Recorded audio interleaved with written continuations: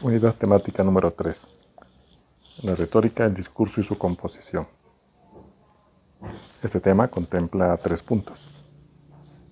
El primero, ¿qué es la retórica? El segundo, la retórica, el discurso y su composición. Y el tercero, los géneros oratorios. La retórica es la disciplina que estudia el lenguaje, organizando de modo sistémico las técnicas y procedimientos aplicables a su utilización. Inicialmente, en la Grecia del mundo antiguo, se enfocaba todo en la palabra hablada, aplicándose, eventualmente con el paso del tiempo, al discurso escrito y a todas aquellas expresiones del lenguaje que la sociedad fue eventualmente desarrollando.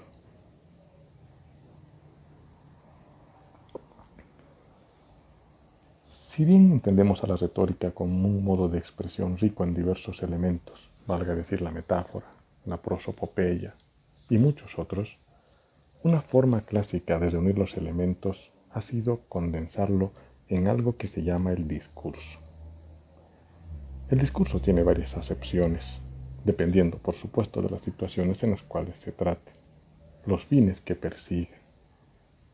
Pero siempre es un mensaje que tiene una cierta amplitud sobre algún determinado tema. Bajo este criterio, el discurso contempla una determinada composición. Y básicamente dos son las formas bajo las cuales se puede estudiar la composición de un discurso. Por un lado, su estructura lingüística y en cuanto al otro, su actividad oral. En lo que significaría la estructura lingüística, hay 3 elementos que esencialmente lo componen: la inventio, la dispositio y la elucotio. En tanto que, para lo que significa la actividad oral, nos ayuda la memoria y la actio. Esta proposición, que es un aporte que ya lo rescatamos desde Cicerón, resulta básica en la estructuración del mensaje a transmitir. Y empezando a analizarla, podemos indicar que el primer paso viene a ser la invención. En este proceso, el orador es el que va a identificar los temas más pertinentes para su discurso, pretendiendo seleccionar los tópicos más relevantes en función al objetivo que se tenga en ese discurso. Algunos dicen que elaborar un discurso es como construir una casa, por lo que, desde una óptica metafórica, la invención vendría a ser obtener los materiales necesarios para la obra. Es el proceso más esencial. Le complementa a este la disposición, que no es otra cosa más que la organización del discurso. La disposición, también conocida como taxis, toma todos los elementos que el orador hubiese seleccionado en la invención y los organiza de un modo tal que apoye el planteamiento que pretende. Y estamos, si es que tomamos lo que era la metáfora que veíamos anteriormente, en la parte de identificar los planos de la construcción. Esta distribución tiene diferentes formas y modalidades. Depende mucho de las áreas del desempeño humano, pero quien define siempre es el orador. Son diferentes elementos que van a unirse para conseguir darle solidez a lo que estamos pretendiendo alcanzar con el discurso, siempre buscando que llegue de una mejor manera la transmisión del mensaje que estamos pretendiendo expresar. En las formas más básicas, la disposición tiene 2 áreas grandes.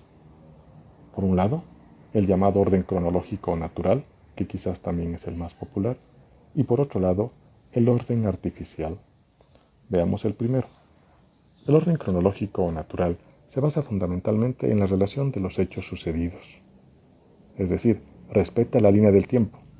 Es normalmente como llegamos a comprender la relación de hechos acaecidos, cuando nos cuentan o nos relatan algo, cómo empezaron su día y cómo fueron atravesando las horas hasta llegar al final. Es una forma sencilla, llana y muchas veces concreta de explicar las cosas.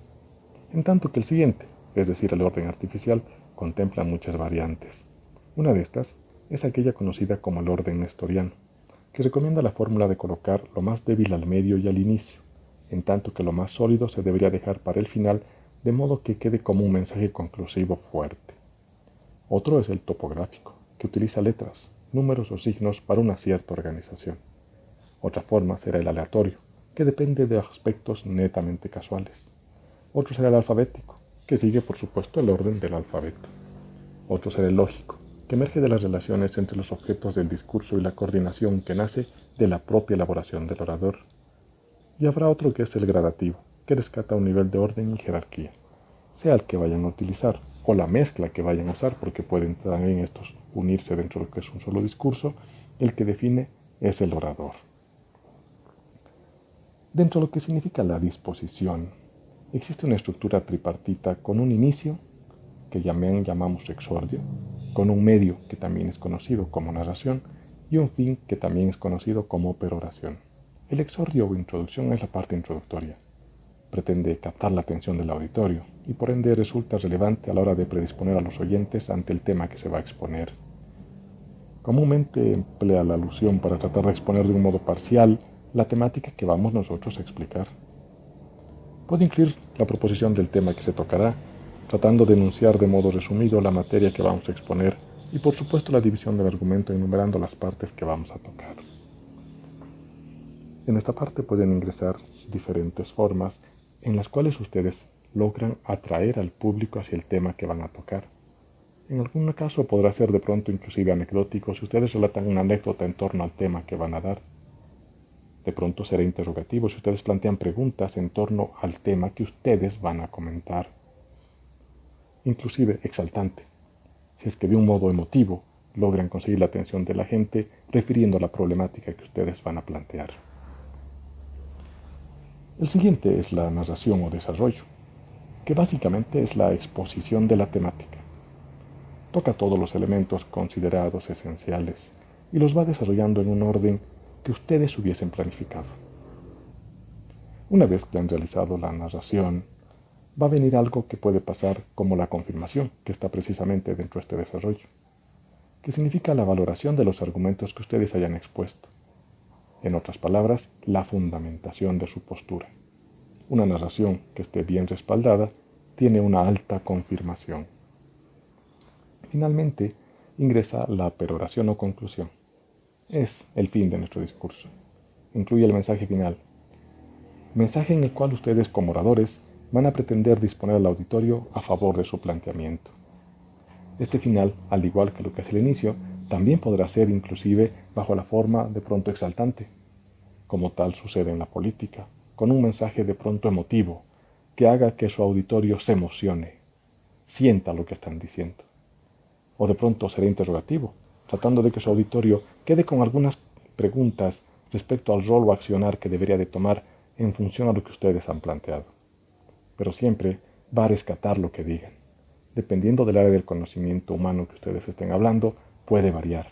Para referir un ejemplo, en el área académica, muchas veces se ocupa por dar un discurso académico en el cual la parte final contemple un resumen de las cosas, es decir, pueda condensar la información que se ha brindado. Cuando ya hablamos de la parte de la presentación, hablamos de la elocución. Este estilo, que antes también era llamado como lexis, es verbalizar el discurso. Básicamente, un discurso es un conjunto de palabras.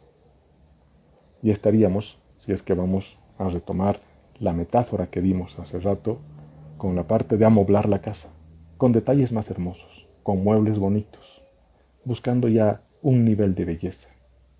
Cuando hablamos de la elocución, vamos a encontrar dos aspectos, las cualidades y los registros. Dentro de las cualidades vamos a encontrar tres niveles: puritas, perspicutas y ornatos. Las puritas son la corrección gramatical del discurso, es lo más básico. Evitar barbarismos, incorrecciones, palabras incorrectas, solecismos o construcciones sintácticas equivocadas. En las perspicutas vamos a ver el grado de compresión del discurso, que se entienda bien. Y en el ornatus vamos a buscar embellecer las palabras. Vamos a tratar de que las palabras hayan sido correctamente seleccionadas y combinadas. Los registros, por su parte, habla ya de la modalidad estilística del discurso, viendo el tipo de mensaje que queremos transmitir. Hay tres modelos clásicos: el genus humile, el genus medium y el genus sublime. El genus humile, empezando por el más básico, es el estilo llano. El objetivo del registro de genus humile es el más común. Es muy sencillo. Incluye las cualidades que hemos visto, puritas, perspicuitas y ornatus, y son poco desarrolladas, son básicas, en tanto que el medium ya tiene una intención mayor, deleitar, tiene una mayor presencia de ornatus, hace esta expresión más bella. Y el último, por supuesto, es un estilo elevado. El propósito ya es conmover, tiene cualidades elocutivas de alto grado, desarrolla una exposición oral más trabajada. Dependiendo del objetivo del discurso, ustedes podrán llegar inclusive a este último, dependiendo de lo que vayan a hacer y el grado de belleza que le quieran otorgar al discurso. La memoria, a su turno, ya ingresando en la parte práctica de lo que es el discurso, plantea la opción de que la persona que va a dar la presentación, que va a dar la transmisión de información, aprenda lo que va a decir de memoria. Es decir, reproducir ante un auditorio el discurso que piense dar. Esta forma de exposición refleja seguridad y dominio de un tema. Por supuesto, no es la única opción. Pueden leer un discurso también. Eso refleja organización y un trabajo previamente preparado. Sin embargo, dominio como tal normalmente lo van a encontrar en la parte en la que memoricen una cierta exposición. Siempre resulta interesante que alguien logre realizar este nivel de dominio, aunque mucho depende de ustedes en función a la capacidad que tengan de poder retener y reproducir contenidos. La acción es también la pronunciación o hipócrisis, es la exposición del discurso, la modulación de la voz, el uso de gestos no verbales, la apariencia inclusive del expositor, todos que vayan concordantes con lo que es la exposición. Es ese momento de ejecución que somos un uno ante un auditorio, un uno en el cual se suma lo que es la palabra oral, los gestos que uno vaya a realizar y por supuesto la imagen que vayamos a proyectar. La oratoria ha identificado en el transcurso del tiempo y en el paso de los años, que coinciden por supuesto con la historia de la humanidad, distintos géneros oratorios. Anaxímenes de Lámpsaco, y que luego ha sido reproducido por Aristóteles, nos habla de tres tipos de géneros discursivos en oratoria: el género judicial, el género deliberativo o forense y el género demostrativo o epidíctico. Estos, a su turno, incluyen 7 especies: la suasoria, la disuasoria, la laudatoria, la vituperadora, la acusatoria, la exculpatoria y la indagatoria, que están presentes en los tres géneros, sin embargo con cargas diferentes. Así lo vamos a ver. El género judicial es un género en el cual normalmente la oratoria adquiere el carácter de oratoria forense, que no es otra cosa más que aquella oratoria empleada con fines jurídicos, planteada con fundamentos legales, lo que significa que están respaldadas en alguna norma positiva. Se usa en los procesos o trámites legales, en los cuales puede o no existir la dicotomía de acusación y defensa, es decir, lo que llamamos un proceso doble. Es una argumentación que siempre se enfoca en asuntos del pasado, actos o hechos que han sucedido, sobre los cuales se persigue una determinada tutela jurídica, que no es otra cosa más que el cumplimiento de una obligación, la restitución de un derecho o alguna otra acción requerida por parte de un órgano jurisdiccional imparcial que va a ser el que determine la veracidad de los sucesos.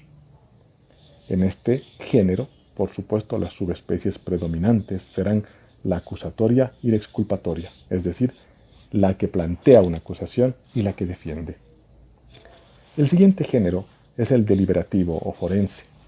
Este género es el aplicado sobre temas futuros, pretendiendo siempre una cierta acción que permita afrontar una situación por venir.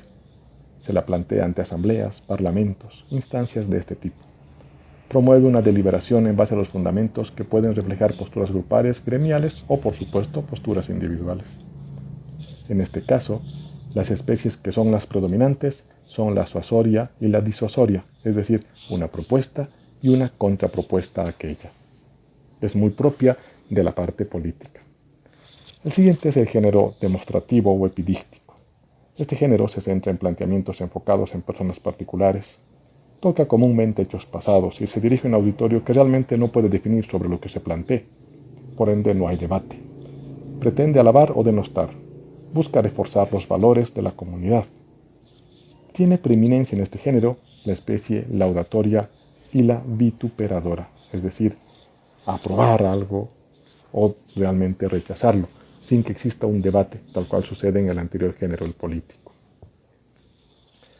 Con el paso del tiempo, ya en la Edad Media, se han añadido algunos géneros adicionales. Por ejemplo, el ars predicandi, referido a la técnica de elaborar sermones, o el ars dictandi, centrado en el arte de escribir cartas, y el ars poetriae, trabajado en la gramática y la retórica en base a la cual se puede inclusive escribir poesía. Todos estos, en algunos casos híbridos, en algunos casos puros, se van presentando en el transcurso de lo que es el desarrollo de la oratoria y por ende del discurso.